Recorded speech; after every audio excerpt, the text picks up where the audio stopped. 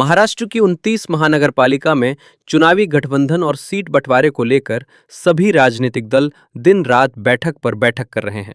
मुख्यमंत्री आवास वर्षा पर बैठकों का दौर जो शुरू हुआ वो देर रात तक जारी रहा, लेकिन किसी प्रकार की घोषणा नहीं की गई।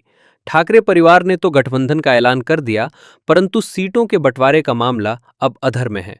कांग्रेस और शरद पवार के बीच एनसीपी के गठबंधन का बंधन अब तक नहीं जुड़ा है।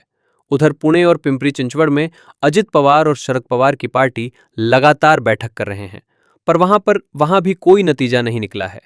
मंगलवार 30 दिसंबर नामांकन भरने की आखिरी तारीख है।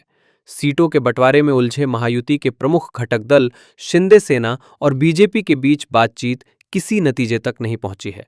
इस पर मुख्यमंत्री देवेंद्र फडणवीस ने कहा कि हम लोग शिवसेना के साथ मिलकर ही चुनाव लड़ेंगे, लेकिन उन्होंने ये नहीं खुलासा किया 29 महानगरपालिका में से कितनी महानगरपालिका पर शिवसेना के साथ गठबंधन कर चुनाव लड़े।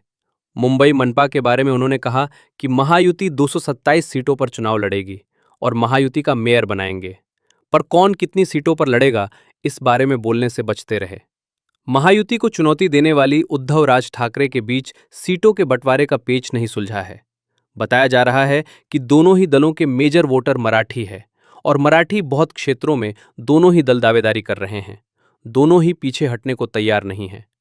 मुंबई कांग्रेस प्रकाश आंबेडकर की पार्टी वंचित बहुजन आघाड़ी वीबीए के साथ की बात बहुत धीमी गति से चल रही, लेकिन शरद पवार की एनसीपी के साथ गठबंधन पर सीट टू सीट पर बात काफी आगे निकल गई है।